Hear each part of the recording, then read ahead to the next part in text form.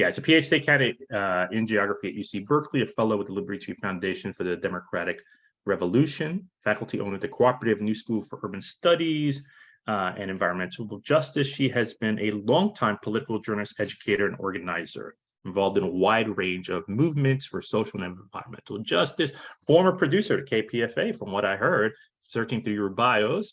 And Mel will speak of the experience of COVID-19 in Los Angeles, working class and houseless communities. Mel, thank you. Please. Thank you so much. Thank you so much, Edgar.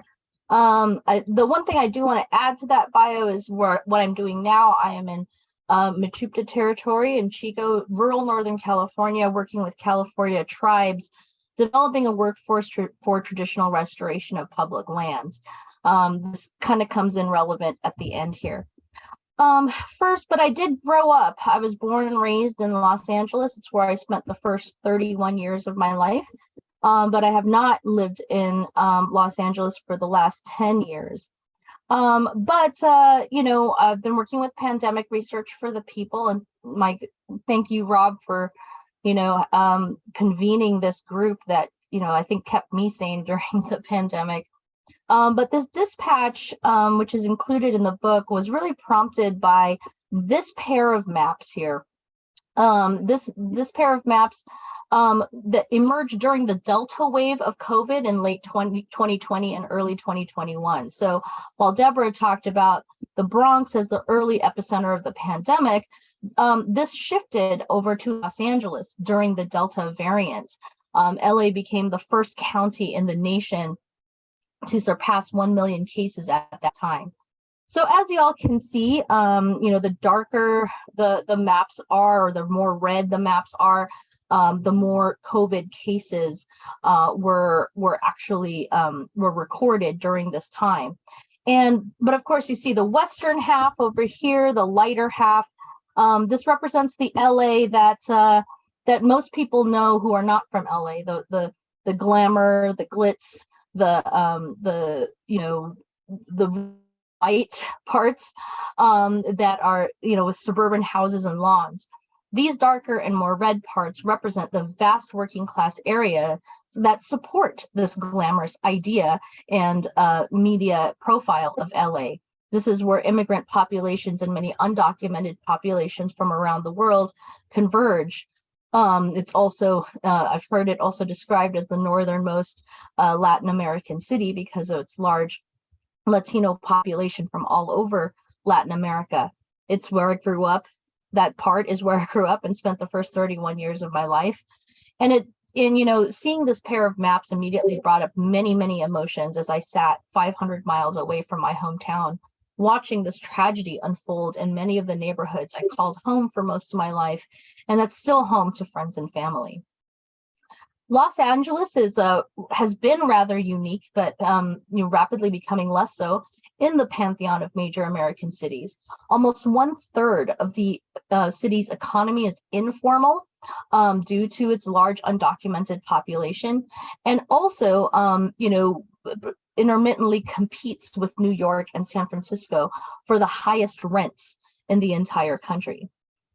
So, you know, putting this all in context, it really hit me how the virus hit, when the virus hit Los Angeles during the Delta wave, it really hit an interdependent urban infrastructure that was, you know, largely much of which, a significant portion of which sat outside the circuits, the general circuits of outside, and also supported, right, the general circuits of capital that existed in the city.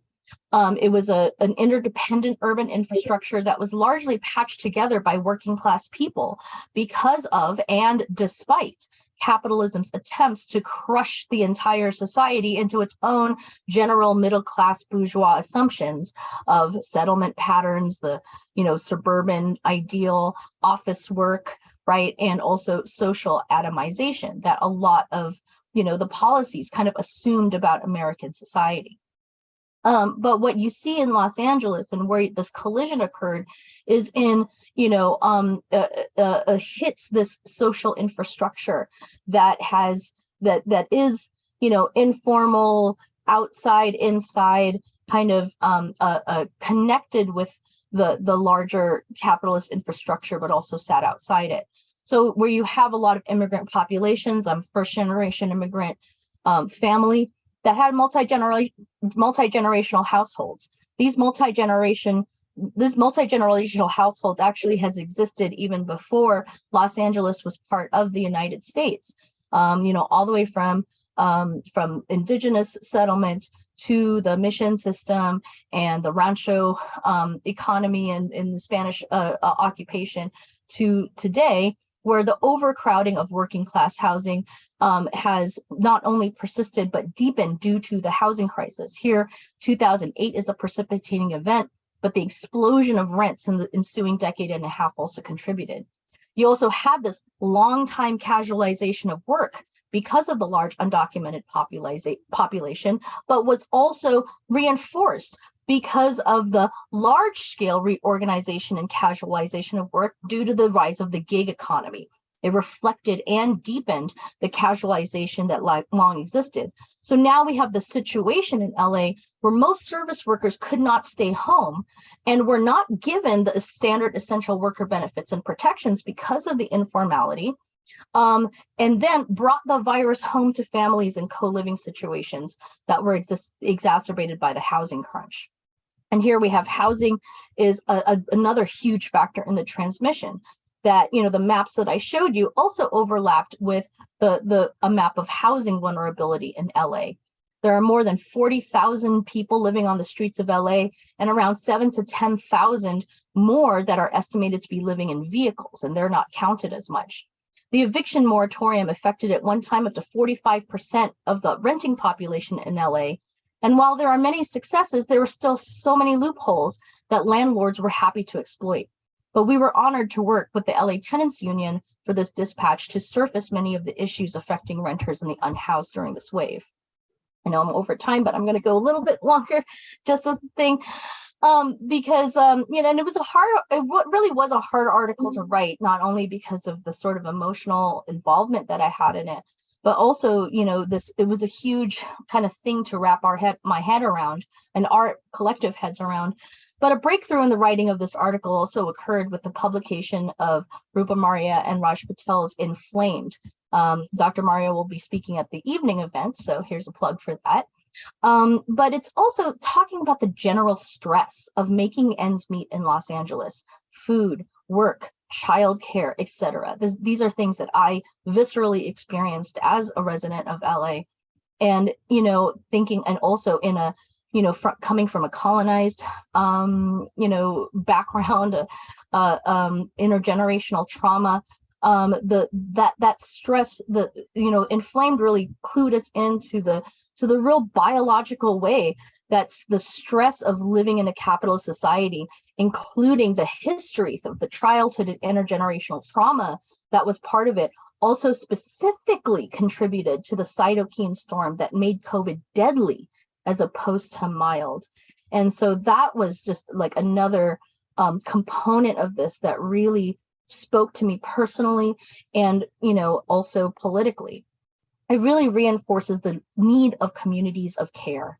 In this instance, in the instance that we talked about in Los Angeles, interdependent communities and that kind of thing became a liability in capitalism in the time of the pandemic. But it also showed that we needed to recognize capitalism's imperatives as a liability to interdependent community. So turning that around. Lastly, I had some survivor's guilt because I was relatively privileged to experience alternatives to that where I am now in Chico, California, Mechiupta territory, ironically a red district in rural Northern California. Our big disasters are wildfires. But the pandemic did hit us also quite badly because of the Trumpist kind of thing here. But my work now is largely outside and community-based, working on ecological restoration with tribes, which is both healing to people and planet.